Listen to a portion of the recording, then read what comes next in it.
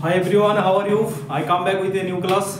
আজকে আলোচনা করব প্রেজেন্ট কন্টিনিউয়াস টেন্স অর্থাৎ টেন্সের প্রথম প্রেজেন্ট টেন্সের প্রথম যেটা ভাগ প্রেজেন্ট ইনডেফিনাইট বা সিম্পল প্রেজেন্ট টেন্স নিয়ে। তো চলো দেরি না করে শুরু করছি। প্রেজেন্ট ইনডেফিনাইট বা সিম্পল প্রেজেন্ট টেন্স এটা প্রেজেন্টের এক নম্বর ভাগ। আগের ক্লাসে তোমরা দেখেছো টেন্স কাকে বলে, ক্রিয়ার কালকে টেন্স বলে, এটা আমি বলেছি। টেন্সের প্রেজেন্ট টেন্সের চারটে ভাগ, পাস্টের চারটা ভাগ এবং ফিউচারের চারটা ভাগ, এগুলোও বলেছি। যদি এগুলো না দেখেছো তো আমার ডেসক্রিপশন বক্সে লিঙ্ক দেওয়া আছে, গিয়ে দেখে নিও আর কি। তো আজকে পুরো ডিটেলস শুরু করছি। প্রেজেন্টের এক নম্বর ভাগ প্রেজেন্ট ইনডিফিনাইট বা সিম্পল প্রেজেন্ট টেন্স। তাহলে এর বাংলা অর্থ কি? এর বাংলা হচ্ছে সাধারণ বা নিত্য বর্তমান কাল। নিত্য বর্তমান কাল। তাহলে সাধারণ বা নিত্য বর্তমান কাল কাকে বলে? প্রেজেন্ট টেন্সে বর্তমানে বর্তমান সময়ে যদি কোনো ঘটনা ঘটে, কোনো কাজ করা বোঝায়, কোনো অভ্যাস অর্থাৎ চিরসত্য নিত্য অভ্যাস, এই ধরনের যদি কিছু বোঝায় আর কি, তখন আমি যে টেন্সটার কথা মনে করব সেটা হচ্ছে আমার প্রেজেন্ট ইনডেফিনিট বা সিম্পল প্রেজেন্ট টেন্স। তাহলে সংজ্ঞায় যদি যাই তাহলে সংজ্ঞাটা কেমন হবে? বর্তমানকালে সাধারণভাবে কোনো কাজ করা বোঝালে, চিরসত্য ঐতিহাসিক ঘটনা, এগুলো যদি বোঝাই তখন আমার সিম্পল প্রেজেন্ট টেন্স হয় আর কি। তাহলে এর গঠনে যায়। গঠনে প্রথমে কি থাকে? প্রথমে সাবজেক্ট, তারপরে ভার্ব, ভার্বের এক নম্বর রূপ, তারপর অবজেক্ট। এটা হচ্ছে সিম্পল প্রেজেন্ট টেন্সের গঠন। এক নম্বর রূপটা এটা, অর্থাৎ আমি হ্যাঁবাচক বলছি। দেখো এরপরে আমি লিখে রেখেছি এখানে হ্যাঁবাচক, এখানে প্রশ্নবাচক, এখানে নাবাচক, এগুলো বলবো। তার আগে একটু মাথায় রাখো যে প্রেজেন্ট ইনডিফিনাইট টেন্স কখন হয়? যখন সাধারণভাবে কোনো কিছু কাজ করা বোঝায় বর্তমানকালে। যেমন এখানে লিখেছি আমি, দেখো আমি একটি বই পড়ি, অর্থাৎ আমি কখন পড়ি, কতক্ষণ ধরে পড়ি, এই ধরনের কিছু বলিনি আর কি। অর্থাৎ একটা সাধারণ কথা বলেছি আর কি। সে ফুটবল খেলে, সূর্য পূর্ব দিকে ওঠে। তাহলে এগুলো হচ্ছে সাধারণ বর্তমানকালে সাধারণ কিছু বাক্য। এগুলোর ক্ষেত্রে সব সিম্পল প্রেজেন্ট টেন্স বা প্রেজেন্ট ইনডিফিনাইট টেন্স হয়। গঠন মনে রাখবে, প্রথমে সাবজেক্ট, তারপরে ভার্বের এক নম্বর রূপ প্লাস অবজেক্ট। এরপরে কি হয়? ভার্বের সঙ্গে এস বা ইএস যোগ হয়। কখন যোগ হয়? যখন আমার সাবজেক্টটা থার্ড পারসন সিঙ্গুলার হয়। থার্ড পারসন সিঙ্গুলার সাবজেক্ট যদি আমার থার্ড পারসন সিঙ্গুলার হয় তখন আমি ভার্বের সাথে এস বা ইএস যোগ করব অ্যাকর্ডিং টু দা সাবজেক্ট। অন্যথায় সাবজেক্ট ভার্বের এক নম্বর রূপ অর্থাৎ ক্রিয়ার মূল রূপ, আর অবজেক্ট হবে। ঠিক আছে? এরপরের গঠনটাকে যদি আমি তিন ভাগে ভাগ করি, এটা হচ্ছে হ্যাঁবাচক, হ্যাঁবাচক বাক্য, এটা হচ্ছে নাবাচক বাক্য, আর এটা হচ্ছে প্রশ্নবাচক।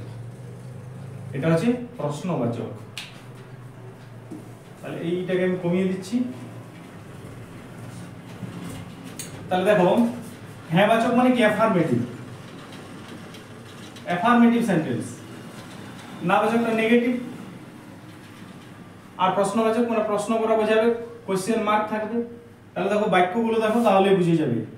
আমি একটি বই পড়ি, তাহলে এর গঠনে কি লিখবো? যারা প্রথমবার ভিডিওটা দেখছো প্লিজ খাতা পেন নিয়ে বসবে এবং এই গঠনগুলো ভিডিওটা স্টপ করে এই যে গঠনটা আমি দিয়েছি তিনটে গঠন খুব সুন্দরভাবে লিখে নিও এবং বারবার লিখে লিখে প্র্যাকটিস করবে। বারবার অভ্যাস না করলে কিন্তু হবে না, গুলিয়ে যাবে আর কি।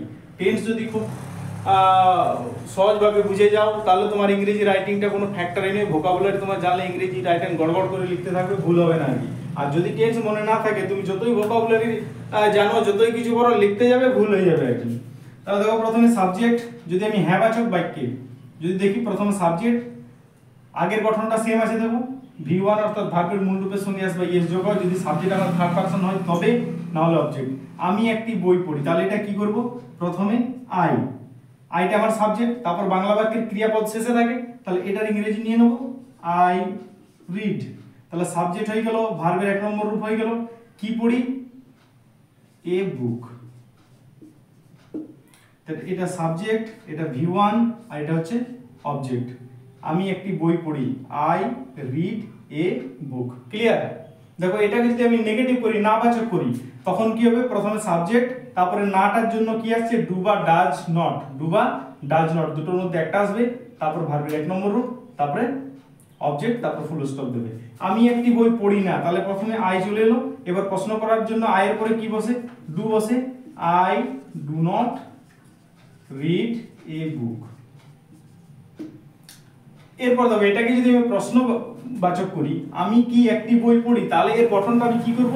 প্রথমেই ডু বা ডাজটা লিখব, তারপরে আমি সাবজেক্ট দেব, তারপর ভার্বের 1 নম্বর রূপ, তারপর অবজেক্ট যদি থাকে, আর তারপরে প্রশ্ন চিহ্ন দেব শেষে। শেষে কোশ্চেন মার্ক হবে। এটার দ্বারা কি বোঝাচ্ছে? দেখো আমি কি একটি বই পড়ি, অর্থাৎ এখানে প্রশ্ন বোঝাচ্ছে, পড়ি কি পড়ি না সন্দেহ আছে, তাই না? তাহলে এখানে প্রথমেই কি চলে আসবে? এখানে দেখো এখানে ডু হয়েছিল না করার জন্য, তাহলে এই দুটাই প্রথমে চলে আসছে আর কি। প্রথমে ডু নেব, তারপরে সাবজেক্ট ডু আই, তারপর যা আছে তাই, ডু বা ডাজ হয়ে গেল, তারপর সাবজেক্ট আমি নিয়ে নিলাম, এটা সাবজেক্ট, তারপর এটা আমার ভার্ব প্লাস অবজেক্ট কি এ বুক, এবং শেষে কি বসাবো? কোশ্চেন মার্ক, যেহেতু এটা প্রশ্ন বোঝাচ্ছে। এরপর দেখো এটা তোমরা নিজেরাই পারবে। সে ফুটবল খেলে, তাহলে সে ইংরেজি ছেলে থাকলে হি, মেয়ে থাকলে সি, তাই তো? তাহলে সে ফুটবল খেলে, তাহলে এই ক্রিয়াপদটা আগে নেব, সাবজেক্টের পরে ভার্বটা, খেলার ইংরেজি কি? প্লে। এরপরে দেখো সাবজেক্টটা আমার এখানে থার্ড পারসন সিঙ্গুলার, যার জন্য এর সাথে কি বসবে? অ্যাজ বসলো। এটা কি হয়ে গেল? Plays, he plays football, football. এরপরে দেখো সে ফুটবল খেলে না, তাহলে এটা কি করব? হি, এর পরে যেহেতু দেখো এখানে এস বা ইএস যোগ আছে, তাহলে এখানে কি করব? আমি ডাজ নেব, হি ডাজ, এর সাথে ইএস যোগ হয়ে গেল, হি ডাজ নট প্লে। এর সাথে এস হবে না, এস টা কোথায় চলে গেছে? এখানে চলে গেছে, ডাজ নট প্লে ফুটবল। এরপর দেখো এটা প্রশ্ন করার জন্য ডু বা ডাজটাই প্রথমে নিয়ে নেব, তার আগে ডু ছিল, এখানে ডাজ আছে, তাহলে ডাজ প্রথমে চলে এলো, তা ডাজ হি প্লে ফুটবল। এরপর দেখো শেষে কি আছে? সূর্য পূর্ব দিকে ওঠে। এটা একটা কি? আমি তো বলেছি প্রথমেই যে সাধারণভাবে বর্তমানকালে যদি কোনো কাজ করা বোঝায় তখন সিম্পল প্রেজেন্ট টেন্স হয় বা প্রেজেন্ট ইনডেফিনাইট হয়। যদি নিত্য অভ্যাস চিরসত্য কিছু বোঝায়, ঠিক আছে, তখন সিম্পল প্রেজেন্ট টেন্স হয়। ঐতিহাসিক ঘটনাগুলো সিম্পল প্রেজেন্ট টেন্সের আন্ডারে চলে আসে। তাহলে এখানে দেখো সূর্য পূর্ব দিকে ওঠে, এটা একটা কি? এটা একটা চিরসত্য। আমার ঠাকুরদার আমলও পূর্ব দিকেই উঠতো, বাবার আমলও দেখলাম পূর্ব দিকেই উঠছে, আর নিজের আমলও দেখছি পূর্ব দিকেই উঠছে আর কি। এবং আশা করছি আমাদের যদি সবকিছু ঠিকঠাক থাকে, বড় কিছু দুর্ঘটনা না ঘটে, তাহলে আমার ছেলেদের আমলও পূর্ব দিকেই উঠবে, তাই না? যার জন্য এটাকে চিরসত্য বলছি। তো তাহলে সূর্য পূর্ব দিকে ওঠে, তাহলে সাবজেক্ট আমার কি? দা সান, দা সান। এরপর ওঠার ইংরেজি কি? রাইজ। যেহেতু দা সান এখানে থার্ড পারসন সিঙ্গুলার, একটা জিনিসকে বোঝাচ্ছে, তার জন্য আমি কি দিয়ে দেবো? S, yes. তাহলে কি হলো? The sun rises, rises in the east, in the east. এরপর সেম প্রসেসও তোমরা করে যাবে। The sun does not rises in the east, এখানে কি করবে? Does the sun rises in the east, এখানে ডাজ ডাকে নিয়ে নেবে, তাহলে হয়ে যাবে। তো বন্ধুরা, ভিডিওটি যদি ভালো লেগেছে তো প্লিজ চ্যানেলটা আমার সাবস্ক্রাইব করে রাখো, একটা লাইক দিও, বন্ধুদের মধ্যে শেয়ার করে দিও, ঠিক আছে? শেষ পর্যন্ত ক্লাসটা দেখার জন্য অসংখ্য ধন্যবাদ। আবার একটা নতুন ক্লাসে আসছি, ততক্ষণ সবাই ভালো থাকো, সুস্থ থাকো।